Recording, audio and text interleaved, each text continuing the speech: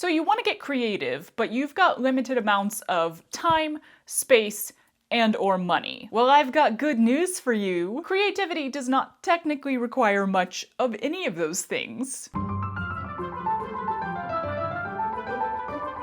There are so many types of art and craft. The list is insanely huge. And yes, of course I have the list in a spreadsheet, who doesn't? I have a feeling that the average person only knows about, or at least actively thinks about, like 10% of this list. While many of these techniques require expensive supplies, very large tools, an entire studio space, or hundreds of hours of practice, there is also a good-sized portion that requires very little beyond your own hands and creativity, which everyone has. Don't let anyone tell you that only some people are creative. We literally all have creativity. I want to talk about low barrier to entry crafts. Art forms that you can undertake on a budget, whether that is a financial budget, a space budget, or a time budget. Also, this topic was suggested by a viewer so long ago, I forget who it was, but thank you for suggesting it. These are going to be ways that you can get creative without having to purchase a huge amount of supplies, and definitely without needing any large, heavy, or hard to store tool. Preferably, these are crafts that can be worked on in small chunks of time and in a variety of locations. In the kitchen, on transit, at a friend's house, in the park. And with that small supply list, I'm also looking at the price of each supply and tool. For basic cost comparison, I'm going to be looking at the current prices that I found most of these items at either Michael's or Blick, simply because those are the most widespread and accessible art and crafting stores in America right now. But obviously the prices are going to range depending on what's available to you, what country you're in, and of course, whether you're able to find things secondhand, or even better, in the trash. So like, this is not at all an endorsement to shop at either Michael's or Blick. There are so many other options. It's just a frame of reference. And I'm gonna link the creative reuse spreadsheet in the description of this video for anyone who is new here and has not yet accessed that. We have so many creative reuse stores around the country now, and we're gaining more internationally as well. Obviously, with any art or craft form, you can dive in deeper, and the more that you do so, the more tools and supplies and expenses you will acquire. But we're looking at the beginning. I'm assuming that your entry to this craft is brand new. You have no experience in it, you have no supplies for it, you are not even sure if you're gonna like it yet. But giving it a try may be pretty cheap. The first thing that comes to mind when I hear low barrier to entry craft is actually going to be second on the list here, because I just couldn't put anything else above the simple act of drawing. At its base, its very core, it requires only two supplies: a drawing utensil and something to draw on. Pencil on paper, sure, but also stick on dirt, paint on wall, pixels on digital canvas, ink on skin. There are so many varied ways to draw or doodle, and I guarantee that the vast majority of us already have the means to do so surrounding us. Better or more expensive supplies do not at all guarantee a better experience or better results. So there's no reason why you can't draw on that envelope with the pen that's been in your purse for the last 7 years. Pull a piece of paper out of the printer, maybe even the printer from work. Gasp, thievery! And sketch the things that you're observing with a pencil stub. Use leftover project paint to create anthropomorphic vegetables on your bedroom wall. Because yes, as I learned in a college drawing course, painting is drawing. I think the thing that stops a lot of us from using some form of drawing as a creative outlet is the inability to decide what to draw. It's not even so much the fear that our drawing won't look good.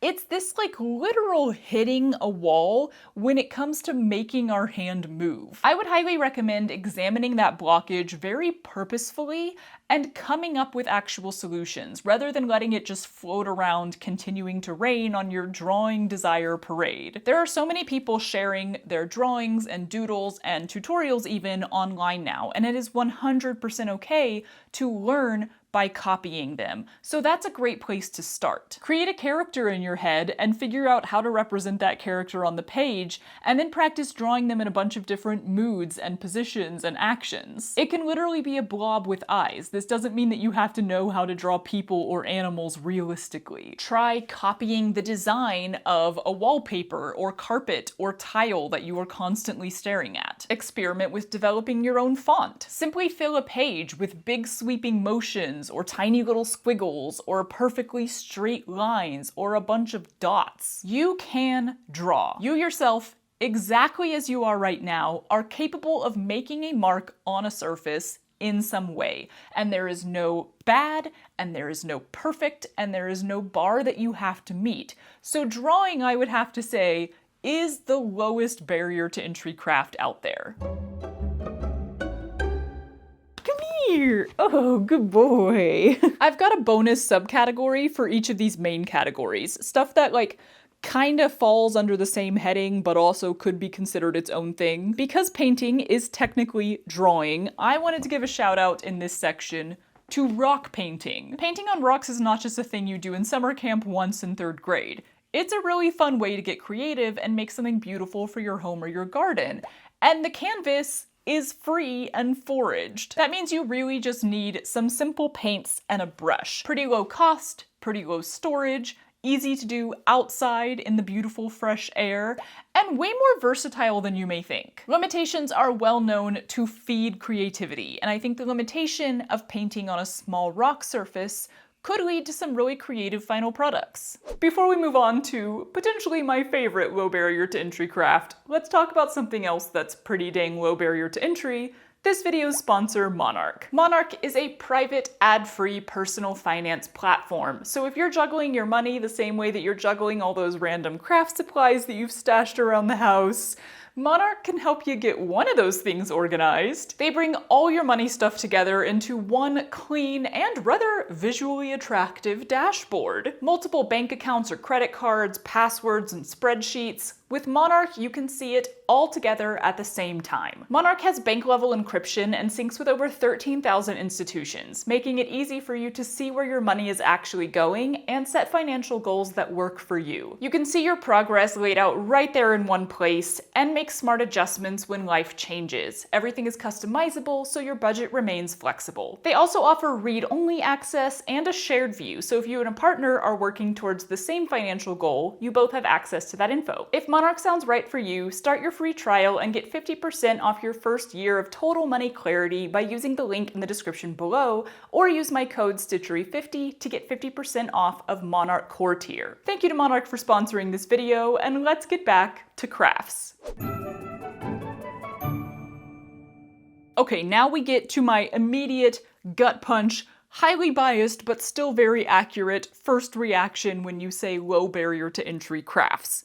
Embroidery. While embroidery is by no means the first craft I ever tried, I do consider it my first true love in the world of craft. It is a vast collection of methods and techniques, and while some of those are more specific or more skilled or more supply requiring than others, at its core, embroidery only needs 4 items: needle, thread, scissors, fabric. That's actually not even technically true, because you could get away with never using scissors if you only used specific already cut threads. And also, you don't technically need fabric to embroider, because you could embroider on a bunch of stuff. Tennis racket, colander, mesh fence, plastic grid. Does it have holes? Then you can embroider on it. Can you make holes in it?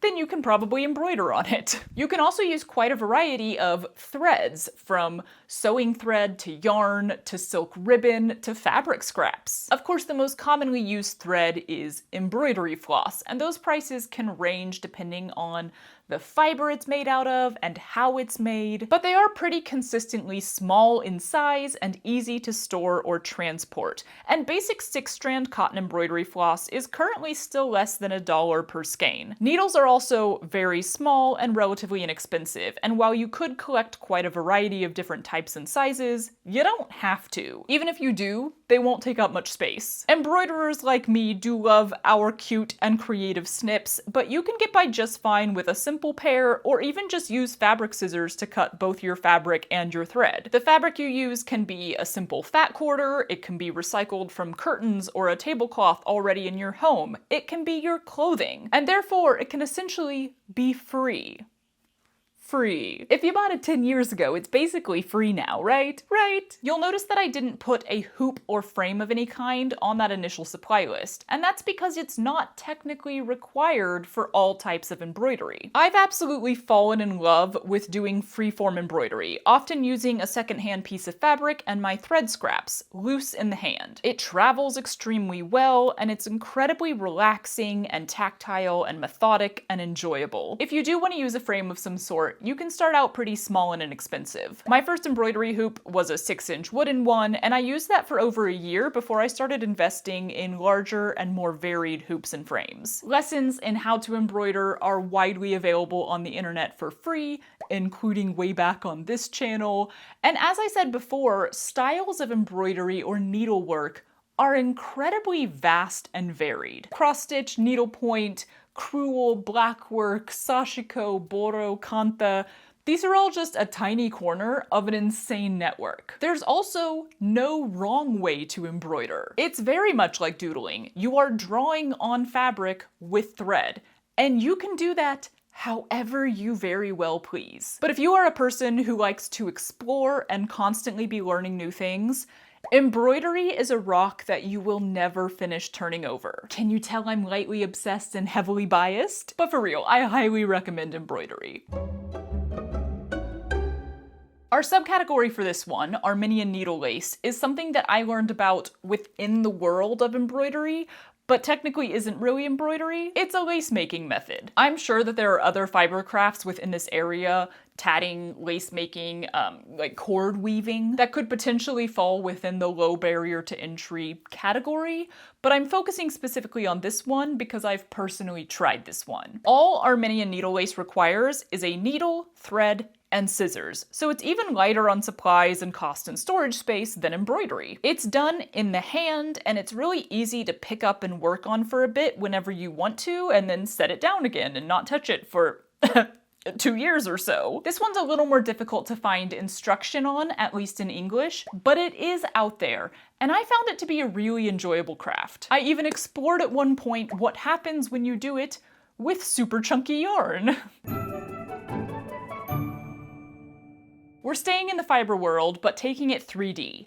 Coiling or coiled basket weaving. The reason that I'm putting coiling on the list specifically and not basket weaving generally is because I personally have found that the materials for a lot of basket weaving styles, like reed, cane, raffia, etc., are a little more location specific when it comes to cost and availability, or at least they can be affected by your location. They can also run a lot larger and therefore be more difficult to store and transport. Coiling, on the other hand, is a specific type of weaving that can be done with a vast variety of materials, including fibers like cord, rope, yarn, thread, and even strips of fabric. You really only need your cord or weaving material of some kind, scissors, and a needle. Or even a hook of some kind could be used in some circumstances. You do want 2 different types or weights of cord, one to be the base and one to be wrapped around that base, but because you're working with short-ish pieces, it's really easy to use leftovers and recycled materials. You can also do coiling with a lot of the more typical basket weaving supplies, like pine needles and grasses. I have even seen it done with literal trash, like plastic bags cut into strips. The motion itself is not too difficult to pick up. You can work small or large, you can be indoors or outdoors. You can absolutely get creative with it, and you're typically creating some sort of vessel that is functional. Always a fun bonus to a craft. Coiling is an exceptionally ancient technique. It goes way back, especially in a lot of indigenous cultures, and it continues to be a fun and creative and useful exploration today. As that bonus subcategory, I'm gonna throw basket weaving in here, because if you are specifically able to do it with found or foraged materials, it's pretty dang inexpensive. You're also still not needing any major tools beyond like an awl, scissors. A vat of water, I guess, would be your biggest one. You can weave with pine needles, you can weave with grasses, you can weave with willow and ash and hazel.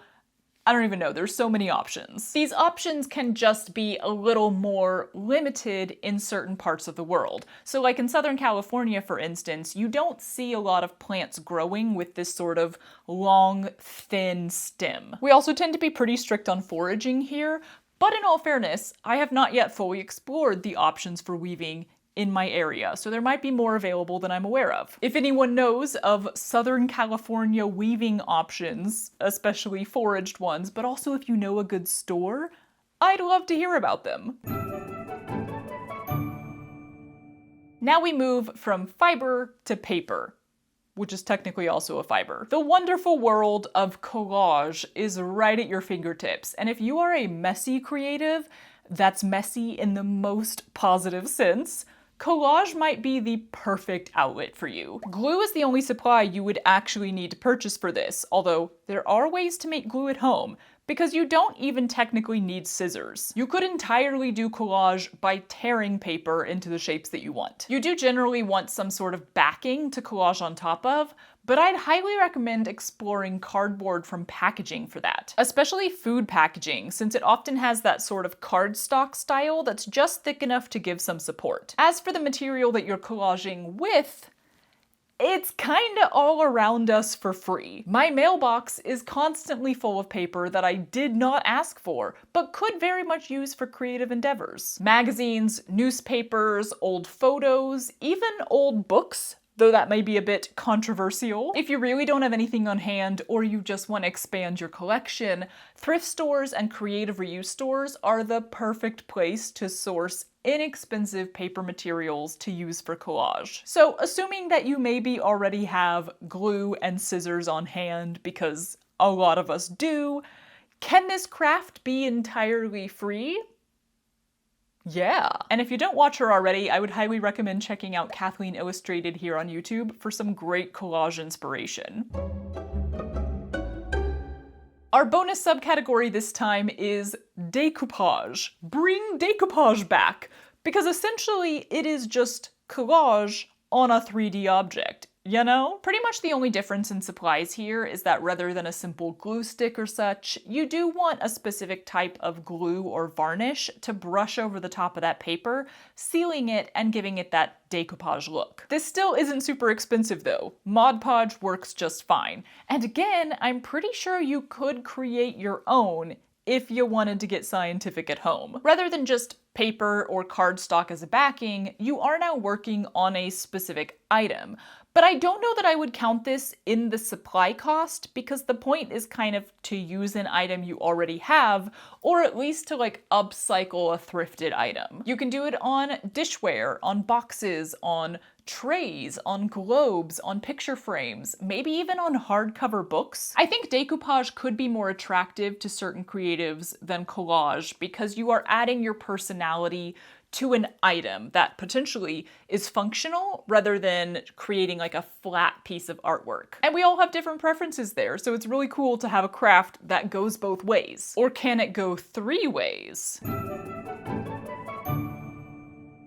Our next paper-based low barrier to entry craft could be considered an extension or a subcategory of collage, but I'm giving it its own section. Junk journaling. We've once again got a pretty simple supply list, and if you're already into collage, you've already got it. A glue stick, maybe scissors, though really not necessary, and you also want a journal or notebook as your base here, but a very simple, plain, smallish, cheap one is the way to go, because it's all about what you put inside. Junk. It seems whether it's legit junk or not can vary from person to person. Some people say that they junk journal with, like, receipts and ticket stubs and fortunes and other paper that would just go in the trash normally. Others have said that they use this as a way to create like a souvenir booklet from trips that they take, using all of that paper paraphernalia that you always end up collecting while you're traveling. Which I suppose also ends up in the trash eventually for most people, even if you hold on to it for 10 years first. But overall, it's material that you aren't really paying for directly.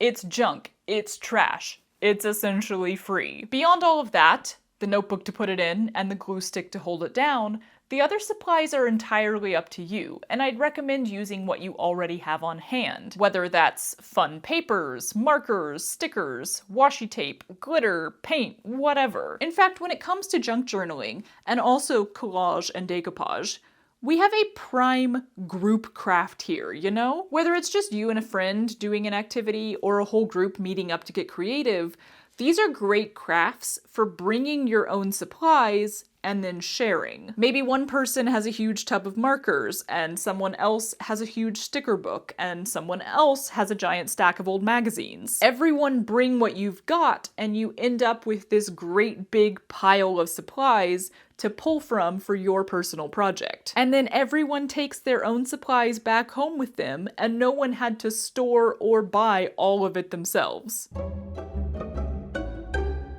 You could also potentially make the base journal for your junk journaling yourself, because our subcategory here is bookbinding. This is a subcategory specifically because bookbinding is pretty wide as a craft and encompasses a lot of different techniques and styles that can end up requiring a lot more supplies and getting a lot more expensive. But there is a basic bookbinding method that stays pretty cheap and simple and is often done with recycled or leftover supplies. Making a small blank book with whatever paper you have on hand, with cardboard or cardstock from the trash, with little bits of leftover string to tie it together, that's pretty dang low barrier. And these little books can be perfect for doodling, for journaling your thoughts, for creatively sticking in all of your life-specific bits of paper. If you're that person that buys or is gifted a really pretty journal and then never uses it because it's just too pretty and that overwhelms you, making yourself a simple journal out of printer paper and a cereal box might be the thing that actually gets you writing.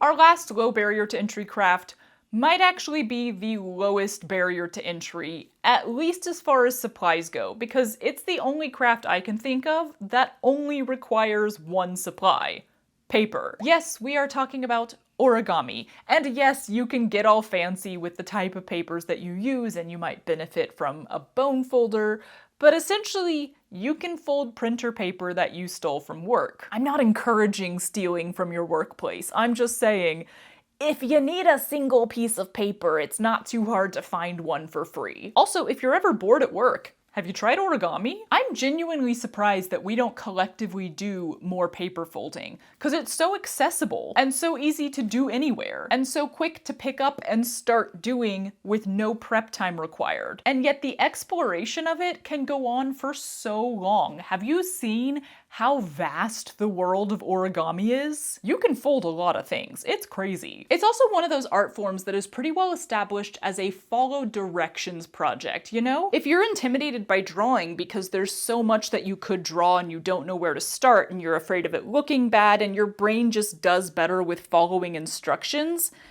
have you considered origami? As with pretty much everything these days, you can find lots of origami tutorials for free online. So, is origami actually the lowest barrier to entry craft out there? Origami and drawing can duke it out for the title, or you can tell me your opinion in the comments. I also really want to know if you can think of any other crafts that you would consider low barrier to entry. Please do let all of us know. But before you do, I have a few honorable mentions. These are crafts that can start out relatively inexpensive, but snowball pretty quickly if you get into them. Also, I found the cost of these starting supplies to just be a little higher in general than the crafts that I put in the main section, although notably, these can still be done with a small number of supplies that are fairly small and easy to store. I'm lumping knitting and crochet together, and I think you could also throw null binding in there, because they're done with essentially the same tools: yarn, scissors, and some sort of hook or needle. So if you want to learn to knit or learn to crochet, that's not a huge investment, especially if you start really small with like a granny square or a scarf for a kitten. And even more especially if you aren't super picky about your yarn type or you're able to find what you want secondhand, which I will say, creative reuse stores always have so many knitting needles. However, it's pretty clear from my observations that continuing on with the craft of knitting or crochet expands very quickly, mainly because of the cost of the yarn, but also there's sourcing patterns and there's all of these small tools that are helpful in some way. Yeah, I don't do these crafts myself, but I can see them pretty quickly getting more expensive and requiring much more storage space. If you're wanting to learn to knit or crochet on a budget though, I do want to direct you to Breathing Yarn's video, How to Knit for $0. Great info in there from someone who is actually experienced in the craft. A craft I recently fell in love with is wood carving, or specifically whittling, this in-the-hand method of wood carving. And it's another one that I think is fairly low barrier to entry to try out, but can snowball pretty quickly if you continue to explore and get into it. You can start out with one simple knife, and you can forage for wood, which is what I attempted to do. That technically works. It allows you to get the feel of the knife in the hand and explore the movements. However, a super cheap knife may not be very good. So the starting cost of just a single knife is notably higher than, say, a pair of knitting needles or a pencil and paper. You also need some style of upkeep for your knife, which may come with it, may not. So the starting supplies to just try out the craft are pretty small and easy to store. And it's a great craft to just pick up and work on here and there, although I will warn you, it's pretty addicting, or at least it was for me. But the starting cost is a bit higher, and once you start getting into the typical wood types that people use and expanding your knife collection and looking at sharpening setups, yeah, it expands pretty fast.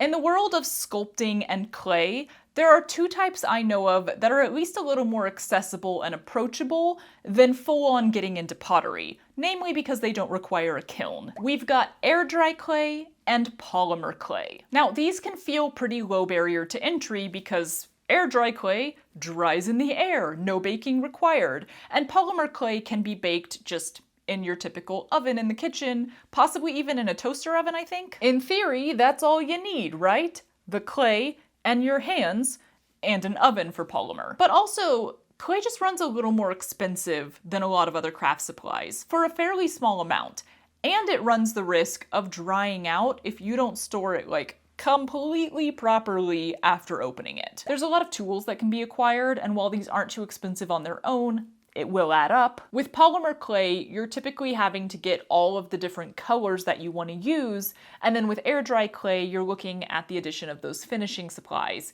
paint, and then some sort of sealer, varnish, or resin. So all of that to say, if you want to get into some form of sculpting, I think air dry or polymer clay is the lowest barrier to entry of that world. But compared to the other crafts on this list, I don't know that they really stack up. I'm sure there are actually many other craft types that could fit within this low barrier to entry category. Like I said at the beginning, the list of arts and crafts is massive. So if there's one that you know about or have tried that you think matches the criteria, absolutely please share about it in the comments. I, for one, am always excited to add another technique to my try this someday list, and it's even better if that technique does not require massive investment. And if you've been looking for a way to get creative on a budget, I hope you try some of these out. There are so many things that we can be doing with our hands in our downtime other than scrolling on our phones. And most of these are exceptionally easy to pick up and work on at a moment's notice, even for just 5 minutes. I personally feel that it is completely acceptable to store some form of craft supply in the bathroom. And if you enjoy watching someone else get crafty, or body doubling during your making time, or getting a taste of a craft to see if it's something you might want to try yourself, that is what we do here on The Stitchery. Please do subscribe to see all the explorations coming up. I truly believe that everyone is creative, and there is so much joy to be had from making stuff with our hands. So go forth and be crafty.